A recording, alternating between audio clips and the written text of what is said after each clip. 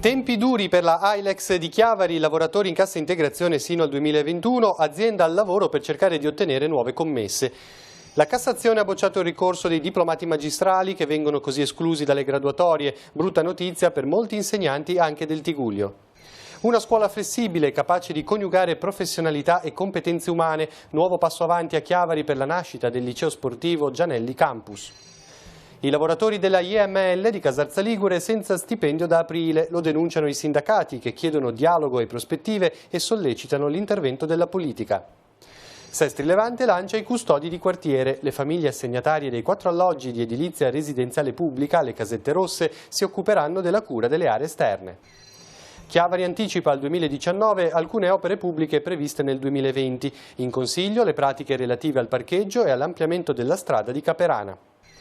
Primo incontro collettivo dei sindaci del Tigullio per un marchio turistico unitario. Tra le idee una programmazione condivisa degli eventi. Prossimo tavolo il 20 settembre. La maricoltura di Lavagna è tornata a pieno regime. Da luglio la vendita del pesce allevato è sui livelli standard. Ora l'azienda vuol trovare altri siti per estendere l'attività. Rapallo, sospeso l'uso del porto a fini nautici per l'assenza di condizioni di sicurezza. L'ordinanza del Comune fa seguito a quella della Capitaneria. A Casarza Ligure sono iniziati i lavori per rifare Piazza della Vittoria, nuovi spazi di manovra per le auto e nuove aree pedonali, ma l'opposizione contesta, si sacrificano i negozi. Inaugurata la nuova Piazza dei Pescatori a Gattorna di Moconesi, quasi 50 parcheggi, un'area verde attrezzata e un campo sportivo.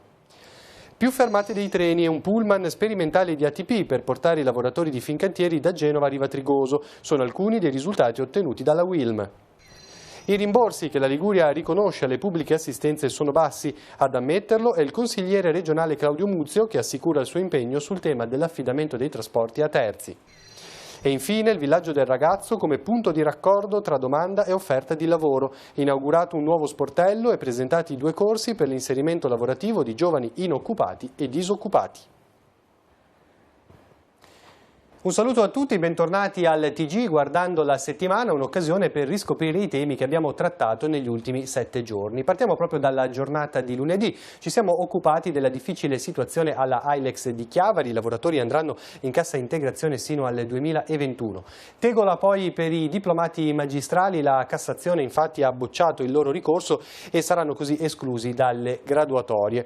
E poi parliamo del liceo scientifico sportivo Gianelli Campus. È stato fatto un nuovo passo avanti, si è svolto infatti un incontro e allora ascoltiamo tutti questi temi, poi ci ritroviamo in studio. Tempi duri per la Ailex di Chiavari. I lavoratori dovranno affrontare 1 anno e mezzo di cassa integrazione. Stamani in assemblea è emersa soprattutto la preoccupazione per gli stipendi. La questione non arriva a sorpresa però. Il buco di lavoro partito nel 2013 sta facendo sentire i suoi effetti. Accedendo al concordato preventivo di continuità produttiva, purtroppo la Ailex non ha potuto partecipare a nessuna gara, quindi non acquisire nuove commesse.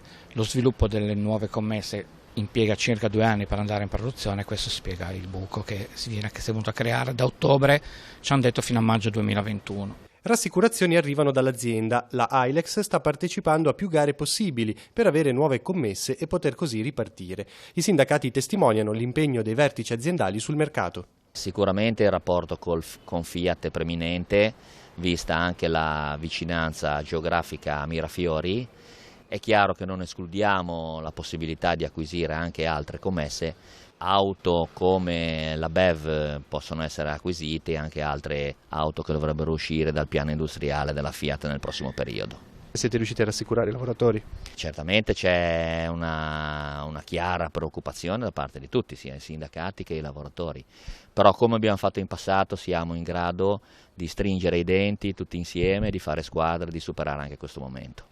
Le RSU si sono impegnate ad istituire delle commissioni per monitorare la distribuzione della cassa integrazione e per far sì che i tagli salariali abbiano il minore impatto possibile.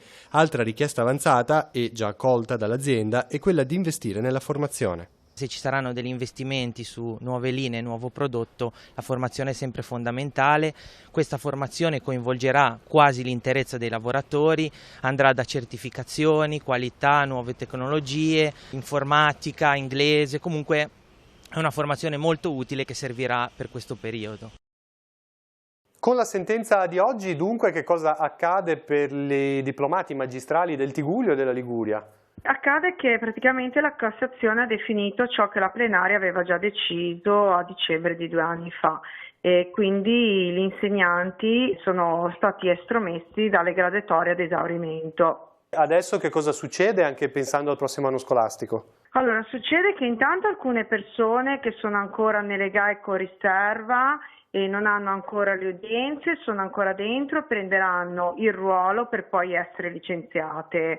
Alcune delle mie colleghe che avevano già avuto il ruolo fatto con anno di prova e sono già state licenziate e quindi nel nuovo anno in corso succederà che alcune saranno assunte dalla graduatoria del nuovo concorso appena fatto e altre verranno assunte dalle graduatorie di istituto ma per la supplenza annuale a questo punto, quindi alla fine il precariato non verrà comunque limitato come era stato detto all'inizio e anzi tutte quante verranno estromesse man mano che le sentenze ci saranno dalle graduatorie ad esaurimento dalle GAE. E poi da quello che stava dicendo c'è anche la beffa di chi appunto si era preparato a una nuova situazione e invece si può dire che deve ricominciare da capo. Sì, ho una collega, una mia cara amica, che lei aveva già superato l'anno di prova, quindi era già entrata in ruolo da 1 anno e adesso è stata licenziata e quindi la beffa che comunque deve ricominciare tutto da capo, avendo fatto il concorso con una graduatoria nuova. La cosa strana è che i posti disponibili in Liguria da quello che risulta sono 92, mentre invece le cattedre che andrebbero ricoperte sono 800, quindi bisognerà poi vedere tutte queste cattedre scoperte come verranno ricoperte. Virtus Entella, Randstad, Prorecco, Botto Assicurazioni, Banco di Chiavari sono le aziende che hanno deciso di sostenere la nascita e l'avvio del nuovo liceo scientifico sportivo di Chiavari Gianelli Campus, partecipando alla prima riunione programmatica con il Consiglio di amministrazione della scuola aperta dall'introduzione del vescovo Alberto Tanasini. È il nuovo significativo passo avanti compiuto nella direzione dello sviluppo dell'istituto, come anticipato nella riunione con i genitori di inizio luglio. Il gruppo di lavoro si è confrontato sullo sport ed il suo significato in quanto stile di studio, di lavoro e di vita, con regole che integrano impegno, sfide e conquiste. Di qui sono state tracciate le linee guida della programmazione del nuovo liceo, che dovrà essere innanzitutto flessibile, ossia pensato per sostenere la crescita integrale della persona, conciliando allenamenti e preparazione scolastica, e integrato, ovvero predisposto ad applicare lo sport non solo all'agonismo, ma anche alla comunicazione, alla gestione delle società e degli impianti e allo sviluppo di relazioni umane. Attraverso un potenziamento delle competenze linguistiche, con scambi all'estero e progetti extracurricolari e delle reti di supporto informatico, il nuovo liceo, negli obiettivi fissati dal gruppo di lavoro, dovrà preparare i ragazzi ad affrontare un percorso di studio di tipo universitario, ma anche ad intraprendere attività lavorative che possano estendersi anche al di fuori dell'ambito strettamente sportivo. L'obiettivo è che il Gianelli Campus possa essere una scuola inclusiva, capace di formare uomini e donne che possano portare un contributo umano e professionale nel mondo del lavoro, con una visione quinquennale, ovvero destinata a durare nel tempo e con il coinvolgimento di diverse realtà del territorio ed oltre. La prossima riunione del gruppo di lavoro si terrà a settembre. Ancora il lavoro in apertura nella giornata di martedì, questa volta ci siamo concentrati sui lavoratori della IML di Casarza Ligure, lavoratori che non ricevono lo stipendio dal mese di aprile, c'è stato infatti anche uno sciopero. E poi siamo andati a Sestri Levante che lancia la figura del custode di quartiere, sono stati inaugurati 4 alloggi di edilizia residenziale pubblica alle Casette Rosse, le famiglie assegnatarie si occuperanno delle aree esterne. Sentiamo. Mancano gli stipendi di metà aprile, tutto giugno e non ci sono certezze per i mesi di luglio e agosto. È crisi alla IML di Casarza Ligure, l'azienda che produce bulloni e lavorati in acciaio. A spiegarlo i sindacati, da giorni in campo per sollecitare la politica ad intervenire, finora però senza risultati. Un incontro era in programma lunedì a Genova con l'assessore allo sviluppo economico Andrea Benveduti, ma è slittato al 31 luglio. Ora sembra che anche questa data salterà. Non ricevendo risposte chiare, non vedendo prospettive, siamo costretti allo sciopero, spiega Omar Di Tullio della FIM-CISL del Tigullio. L'agitazione, promossa dall'RSU insieme a FIM-CISL e UILM, si terrà domattina 24 luglio a partire dalle 9. Sul tavolo la richiesta di un incontro con la direzione in merito alla problematica degli stipendi che preoccupa 65 lavoratori, ma il numero è più alto se si pensa all'indotto. A causare questa situazione, secondo Di Tullio, ci sarebbero vari fattori, soprattutto problemi interni all'azienda e difficoltà legate al mercato internazionale, ad esempio i dazi imposti da Trump che hanno colpito il settore della bulloneria per piattaforme offshore, causando un calo di richieste nella clientela americana della IML. Anche la frana, che nell'aprile dello scorso anno ha colpito i capannoni della Val Petronio, ha un ruolo nell'attuale crisi. La frana è ancora al suo posto, dice Di Tullio, avevano promesso aiuti ma finora non si vedono soluzioni e ci sono vari materiali da portare via. Quello che più ha colpito negativamente i sindacati però è l'assenza del dialogo con l'azienda, ma soprattutto con i vertici della politica genovese. Lunedì mattina in regione l'assessore Benveduti non si è presentato, sottolinea il sindacalista della CISL, che al tempo stesso loda la vicinanza del comune di Casarza Ligure. Dopo il caso Astore, d'altra parte, l'attenzione nei confronti della IML è dovuta per non rischiare di perdere un'altra importante azienda della Val Petronio. Sestri Levante lancia l'esperimento dei custodi di quartiere. Alle Casette Rosse sono stati inaugurati 4 alloggi di edilizia residenziale pubblica ricavati dal restyling dell'intera area.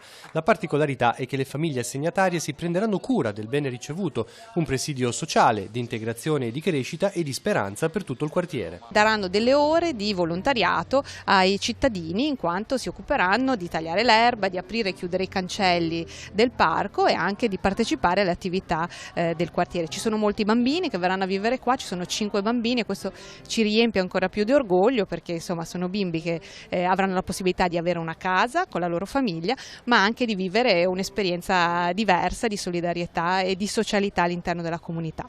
L'intero lavoro di ristrutturazione delle Casette Rosse è costato 840.000 euro, una parte finanziata con contributo del bando regionale di rigenerazione urbana, l'altra con la vendita di patrimonio pubblico. Per le famiglie, individuate dai servizi sociali del comune, il contratto è di 2 anni. Diventare residenti ma anche custodi è per loro una grande e bella responsabilità. Molto bello anche perché noi 2 abbiamo dei bambini, quindi essendo dentro un parco giochi è stupendo per loro, siamo molto contenti, sì, è un'opportunità buona. Dobbiamo fare il taglio dell'erba, chiudere e aprire i cancelli e stare molto attenti appunto alla pulizia perché comunque fanno delle feste, dei compleanni, bisogna stare molto attenti appunto a pulire e tenere bello pulito tutta l'area qua delle Casette Rosse. L'area dispone anche di un punto d'incontro per il quartiere che sarà gestito dalle associazioni della zona. Proprio per dare la possibilità agli anziani di incontrarsi d'inverno, perché in questo momento si incontrano nel parco di là, però non hanno una struttura adeguata per poterli proteggere dalle intemperie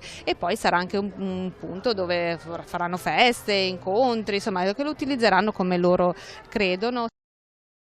Mercoledì spazio al comune di Chiavari, in consiglio comunale sono passate alcune variazioni alle opere pubbliche, in particolar modo si cercherà di realizzare già quest'anno alcune opere che erano in calendario per il 2020, in particolar modo il parcheggio e l'ampliamento della strada di Caperana. Sentiamo il sindaco di Capua.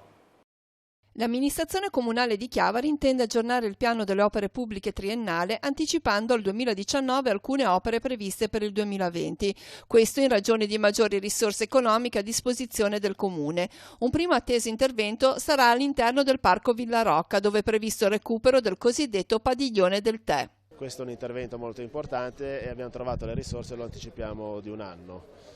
Inoltre abbiamo implementato i 70.000 euro anche l'acquisizione del primo lotto della strada interpoderale di Caperana Alta. Sempre nel quartiere di Caperana sono previsti 2 cantieri che andranno a migliorare la viabilità e la possibilità di sosta per gli automobilisti. Il primo riguarda l'ampliamento del parcheggio a raso in prossimità del Bar Fox. Noi intendiamo tramite una permita ampliare e realizzare diverse decine di parcheggi pubblici gratuiti per il quartiere, ma anche l'acquisizione per allargare la strada che in quel punto è molto stretta di fronte alle caserme di Caperana. Intendiamo acquisire un tratto di quel terreno, realizzare parcheggi pubblici a raso gratuiti, allargare la strada, togliere i pericoli e realizzare un marciapiede. Infine l'amministrazione intende confermare l'uso pubblico di via privata Paganini. Su via privata Paganini ribadiamo l'interesse pubblico a questa via. Ricordiamo a tutti che è una via privata, il comune paga già la pubblica illuminazione, ma vi sono diversi contenziosi tra i proprietari della strada e tutti coloro che abitano, che hanno la proprietà all'interno di essa. E con questa delibera noi ribadiremo l'interesse pubblico di questa via. A metà settimana abbiamo parlato di turismo perché a Sesti Levante si è svolto il primo incontro collettivo dei sindaci del Tigullio per arrivare ad una serie di iniziative condivise, ad esempio una programmazione condivisa, ma anche il tema dei trasporti è certamente importante. Ci sarà un secondo tavolo il 20 di settembre. E poi siamo andati a Lavagna, la maricoltura è tornata a pieno ritmo dopo i danni causati dalla mareggiata, la maricoltura è stata aperta al pubblico, siamo andati a vedere anche noi. Vediamo allora entrambi i servizi, poi ci ritroviamo in studio. Quali sono i punti concreti che sono emersi stamani durante l'incontro per un marchio turistico unitario per tutto il territorio? L'obiettivo è quello di arrivare alla prossima data condividendo prima il calendario degli eventi, quelli che vogliamo promuovere, che insomma i prevalenti per ogni territorio, in modo condiviso e suddiviso per tipologia, dalla musica, alla gastronomia a quant'altro. E poi un ragionamento su due temi da sottoporre alla Regione, che è la diretta detentrice della materia, che è lo sviluppo del trasporto sul territorio, a partire da quello ferroviario, ma anche tutta la serie di trasporti correlati, e richiedere un tavolo per migliorare quelli che sono le codifiche qualitative delle nostre strutture ricettive, chiedendo anche alla Regione di ripristinare dei fondi di finanziamento. In più abbiamo lanciato l'idea di stabilire una piccola quota dell'imposta di soggiorno che ciascun comune ricava per mettere in campo strategie di promozione comuni e per tutto il territorio. Potrà essere un buon strumento secondo lei per rilanciare il turismo del territorio? Se ne parla tanto anche in queste settimane. Io penso di sì, ovviamente i sindaci non possono fare da soli e non possono agire in modo totalizzante nella politica turistica, e quindi l'altra cosa che ci siamo detti è di confrontarci e di coinvolgere gli operatori sicuramente, e poi ci sono altri temi che appunto riguardano enti sovraordinati come la Regione nella gestione delle strategie turistiche e anche insomma l'ENIT, il governo e insomma strategie di carattere più generale, ma penso sicuramente che sia un percorso da cui partire che darà una chance in più importante a tutto il nostro territorio. 8 mesi dopo la mareggiata di fine ottobre 2018, la maricoltura di Lavagna ha ripreso i ritmi standard dell'attività e la vendita del pesce allevato è tornata a regime. Soddisfazione palpabile stamani alla presentazione dei dati da parte dell'azienda Acqua, tanto che, ed è questa la buona notizia, si guarda al futuro con la speranza di allargare il raggio d'azione. La nostra intenzione, vista la risposta del mercato, legata anche proprio alle caratteristiche qualitative del prodotto, è quella di ricercare altri siti dove poter installare impianti analoghi a quello di Lavagna con caratteristiche ambientali analoghe per garantire sempre lo stesso livello di prodotto. Nonostante i danni della mareggiata, che ammontano a circa 3 milioni di euro, non ci sono state conseguenze per i dipendenti che, anzi, hanno lavorato intensamente per ripristinare le 16 vasche. Abbiamo lavorato sugli ormeggi, quindi abbiamo in pratica raddoppiato la superficie delle ancore e quindi più che raddoppiato la tenuta, perché abbiamo anche modificato la forma proprio della pala. Questo consente di raddoppiare l'efficienza di tenuta dell'ancora, che è stato uno dei problemi critici perché le ancore si sono mosse durante la mareggiata. Poi siamo intervenuti sulla struttura delle gabbie, incrementando lo spessore dei tubolari e inserendo dei supporti di rinforzo sia sui piedini sia in prossimità degli attacchi degli ormeggi. E in ultimo abbiamo modificato anche il sistema di affondamento in modo che la gabbia possa rimanere in posizione e non vada ad essere schiacciata sul fondo. L'itticoltura è un settore in crescita, anche se molti nutrono ancora dubbi sulla qualità del pesce allevato. Stamani, durante la visita alle vasche, è stata presentata una ricerca condotta per 2 anni e che ha valutato acqua, sedimenti e gabbie dei pesci, registrando dati positivi. Trovando condizioni assolutamente equivalenti e di qualità dal buono all'elevato, all'eccellente, rispetto proprio a quelli che sono peraltro degli indici di qualità ambientale, appunto sia della colonna d'acqua che dei sedimenti, che vengono standardizzati a livello europeo. Ricco telegiornale quello di venerdì perché c'erano tanti temi in agenda. Iniziamo da Rapallo, dove è stato chiuso il porto ai fini nautici, l'ordinanza del comune che ha fatto seguito a quella della Capitaneria di Porto perché mancavano alcune condizioni di sicurezza. Ascolteremo naturalmente tutti i dettagli. Poi siamo andati a Casalza Ligure per l'inizio dei lavori di rifacimento di Piazza della Vittoria e anche a Moconesi in Val Fontana Buona per l'inaugurazione questa volta dei lavori a Piazza dei Pescatori in località Gattorna. E infine abbiamo abbiamo parlato di una soluzione che è stata trovata grazie all'impegno della Wilm per i lavoratori delle aziende rivane che tutti i giorni devono partire da Genova e raggiungere appunto Riva Trigoso. Ascoltiamo tutti questi 4 temi e poi ci ritroviamo in studio. Alcune imbarcazioni hanno già abbandonato il porto Carlo Riva di Rapallo, altre lo faranno al più presto. È la prima conseguenza dell'ordinanza con la quale il Comune ha sospeso l'utilizzo degli spazi interni allo scalo a fini nautici. È la stessa società portuale a renderlo noto oggi con una nota con la quale prende atto della decisione. In realtà, spiega il sindaco Carlo Bagnasco, non abbiamo fatto altro che recepire l'ordinanza della Capitaneria di Porto, che chiedeva alla Carlo Riva di provvedere con la messa in sicurezza dello scalo. Ma com'è andata? All'origine di tutto c'è una lettera inviata al Comune, Circomare e Regione, con la quale la società chiedeva una deroga per far ripartire una parte del porto, ammettendo però la mancanza di misure di sicurezza, in particolare relative alle dotazioni antincendio. La missiva è datata 16 luglio. La domanda che è scattata agli enti chiamati in causa è stata: se mancano ragioni di sicurezza, perché ci sono 56 imbarcazioni ancorate in porto? Di qui l'avviso di garanzia inviato dalla Procura alla direttrice del Carlo Riva, Marina Scarpino, e alla D, Andrea Dall'Asta, l'ordinanza della Capitaneria che chiede di approntare le condizioni di sicurezza anche in modo provvisorio e la conseguente chiusura degli spazi nautici firmata dal Comune. Dopo l'intervento del Circomare non potevamo fare in altro modo, dice il sindaco Bagnasco, anche in termini di tutela e legittimità. Ora la documentazione al vaglio della Capitaneria che sta valutando se le barche possono o meno rimanere in porto.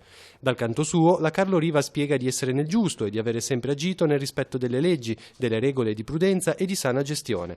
Il provvedimento si fonda su una pretesa assenza delle condizioni di sicurezza dell'approdo, si legge nella nota, con estrema fatica ed entusiasmo allestito in giugno. Nel ribadire il rispetto e l'adeguatezza degli studi tecnici che hanno portato all'allestimento di questi ormeggi provvisori, la società garantisce che documenterà la perfetta regolarità delle decisioni adottate e il rispetto delle più stringenti regole di prudenza. Piazza della Vittoria cambia volto e lo fa nei prossimi 4 mesi. Sono iniziati a Casarza Ligure i lavori per dare una nuova regolamentazione alla viabilità nell'area di fronte al bar La Ruota.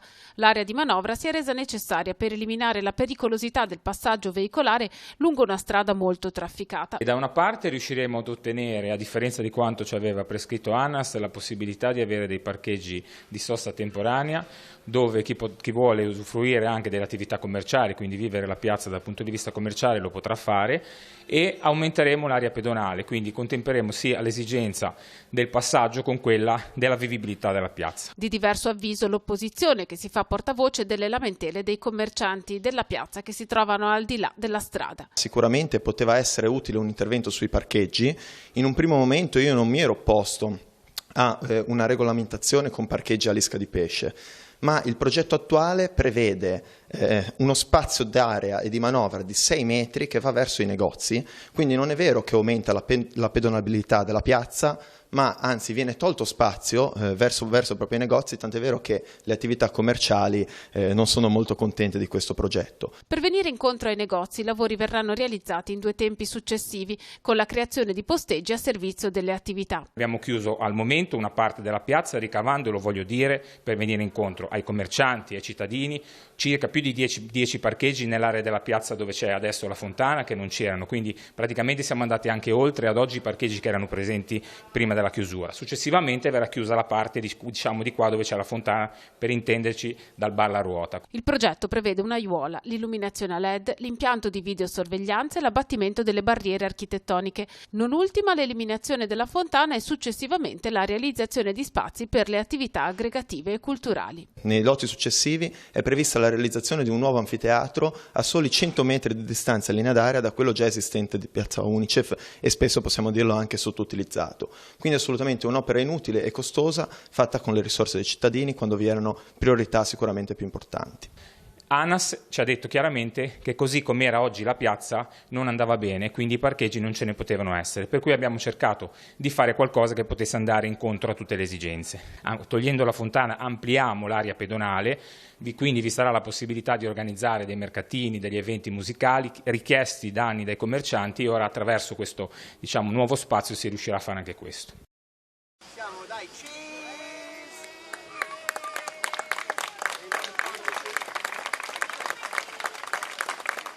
Un'opera pubblica integrata che coniuga differenti esigenze della cittadinanza. gli aspetti commerciali con i posti auto e gli aspetti ludici con il parco giochi e l'area attrezzata.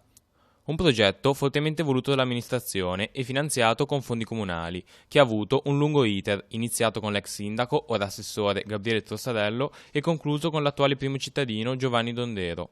Questo è un progetto di grande portata, cioè un progetto che parte da più di 5 anni fa, quindi un percorso anche amministrativo complicato, con la volontà di innanzitutto dare uno sviluppo alla frazione di Gattona, principalmente votata al commercio, tant'è vero che un po' la carenza dei parcheggi era una delle esigenze che la frazione di Gattona aveva manifestato, quindi siamo riusciti a creare un'area polivalente, perché è un'area pubblica dotata di parcheggi, dotata di un'area sportiva come quella di un campetto multisport legato sia alla pallavolo, calcio e pallacanestro, e poi abbiamo anche un'area ricreativa che consente poi di vivere il fiume, perché è anche attrezzata con area picnic e con la possibilità di scendere e visitare la cascata proprio nel fiume, quindi riportando anche una connotazione che quest'area qua aveva molte decine di anni fa. Credo che ci deve essere un'attenzione integrata in tutte le opere pubbliche a quelli che possono essere proprio progetti di aree urbane che riescono a coniugare diversi quadri esigenziali. Entrare in orario al lavoro era diventata un'odissea per molti dipendenti genovesi delle aziende rivane. Del caso si è interessata la Wilm, che riporta di pesanti disagi dovuti ad un'inefficace organizzazione degli orari da parte del trasporto pubblico locale. I treni arrivati a Sestri Levante come capolinea spesso non avevano una coincidenza con gli autobus, che addirittura partivano prima dell'arrivo dei treni, o appunto questi treni non avevano fermate a Riva Trigoso. Ricordiamo che a Riva Trigoso, oltre a Fincantieri e al suo indotto, c'è anche Arinox, che è un'altra azienda molto importante. I sindacati si sono seduti attorno ad un tavolo con Regione, Trenitalia e ATP, e le risposte sembra arriveranno, in particolare da settembre. ATP si impegna a far partire i bus dopo l'arrivo dei treni da Genova. Trenitalia farà in modo che 2 convogli avranno uno scalo aggiuntivo a Riva. Il primo, con partenza alle 6 da Brignole, arrivo a Sestri alle 6.59 e fermata a Riva alle 7.03. Il secondo, con arrivo attuale a Sestri Levante alle 8.19, fermerà a Riva alle 8.23. E inoltre partirà una sperimentazione.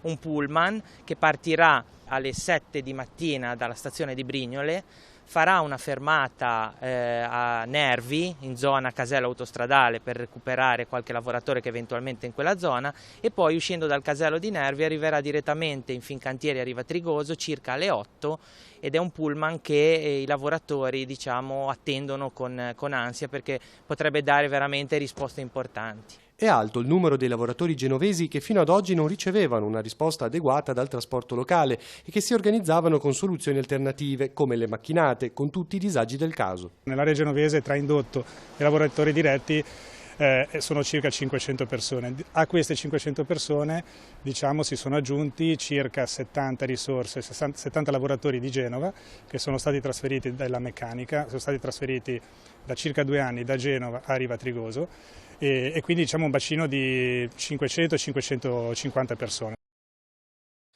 Nella giornata di sabato siamo tornati sul tema dell'affidamento a terzi del trasporto in ambulanza dei pazienti, un tema che sta preoccupando le Croci Rosse del territorio e le pubbliche assistenze del nostro territorio. È intervenuto in merito il consigliere regionale Claudio Muzio, che intanto ha ammesso che i rimborsi da parte della regione sono veramente bassi, dall'altra ha garantito l'impegno per arrivare ad una soluzione positiva nella vicenda appunto dei trasporti. Lo ascoltiamo. Non è un quadro semplice. Da una parte c'è un verdetto del Consiglio di Stato che afferma che i servizi di emergenza devono andare in appalto, sentenza fondata su una normativa comunitaria, dall'altra la Corte di Giustizia europea che ha introdotto il concetto di trasporto qualificato, che apre al mondo del volontariato e allarga le maglie dei servizi che possono essere affidati alle pubbliche assistenze. In mezzo a queste 2 sentenze c'è la Regione Liguria, che ha avviato una procedura per mettere a bando i trasferimenti intraospedalieri, per il momento un semplice step conoscitivo. Croce Rossa e pubbliche assistenze però temono che presto venga affidato a terzi anche il trasporto ordinario dei pazienti in ambulanza. È naturale che ci sia scoramento, aveva spiegato giorni fa Fabio Mustorgi del coordinamento ANPAS del Tigullio, considerato che c'è una convenzione ferma da quasi 10 anni, che le pubbliche assistenze devono affrontare ogni giorno una montagna di burocrazia e che i rimborsi regionali sono ridicoli. Sul tema interviene il consigliere regionale Claudio Muzio. Si cerca tanto di rivedere i rimborsi per i trasporti in emergenza, che in Regione Liguria, dobbiamo riconoscerlo, sono molto bassi, molto più bassi ad esempio che in Regione Lombardia, e poi si cerca di capire fino a dove si possano dilatare i servizi che possono essere affidati direttamente alle pubbliche assistenze. È un tema delicato sul quale stiamo lavorando, si susseguono tavoli e incontri per trovare una quadra. Si dice preoccupato Muzio per il futuro delle pubbliche assistenze che, se davvero i trasporti finissero ai privati, potrebbero chiudere o avere grossi problemi, anche se la Regione riconosce loro un ruolo importante. Il rischio è di veder chiudere le piccole realtà del soccorso, ad esempio quelle dell'entroterra, da sempre attente e vicine alla gente. Dobbiamo tutelarle, ma nel contempo dobbiamo avere rispetto delle leggi. Allora bisogna cercare di applicare la legge nel modo più estensivo possibile, cercando poi di remunerarle in maniera tale che possano sopravvivere.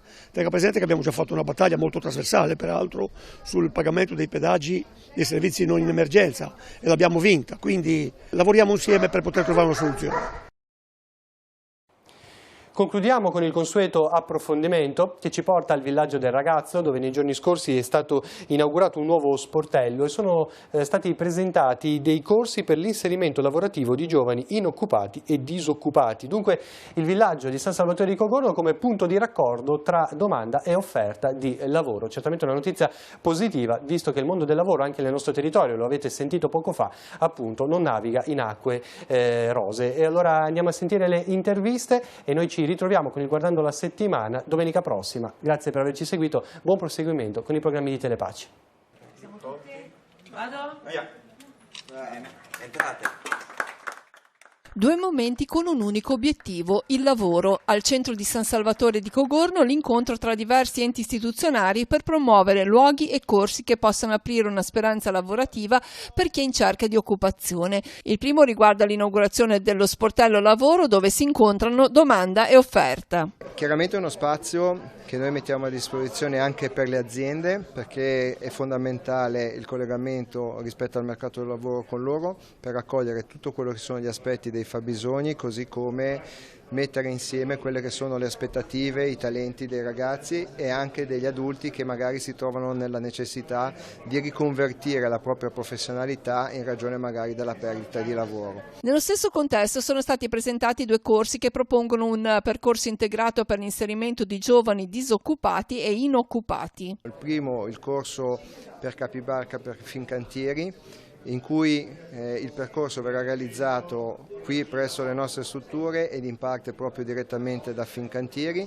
e l'altro corso sull'automazione, progettazione e automazione industriale, che è l'altro percorso dove abbiamo il coinvolgimento di diverse aziende che sono state, come dire, disponibili sia nella fase di analisi del fabbisogno ma nella stessa progettazione. Il villaggio del ragazzo si pone come ente di raccordo tra le diverse forze in campo nel progetto finanziato da Regione Liguria. Questo è un progetto che viene finanziato da Regione Liguria all'interno del bando Formarsi per competere, che è un bando regionale finanziato col Fondo Sociale Europeo ed è il bando che ha creato questa opportunità concreta per i giovani e per le aziende che avevano bisogno di certe competenze, ma soprattutto per i giovani di avere una reale opportunità, questo ci tengo a sottolinearlo, di inserimento lavorativo.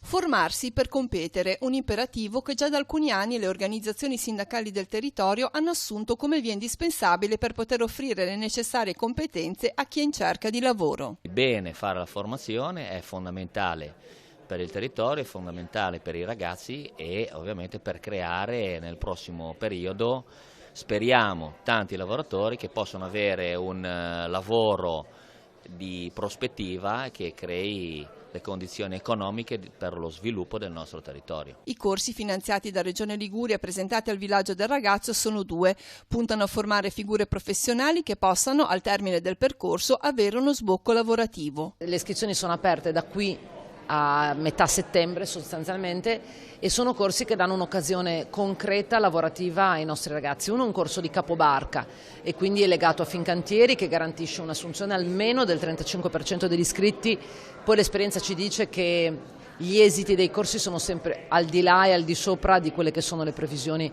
garantite dalle aziende.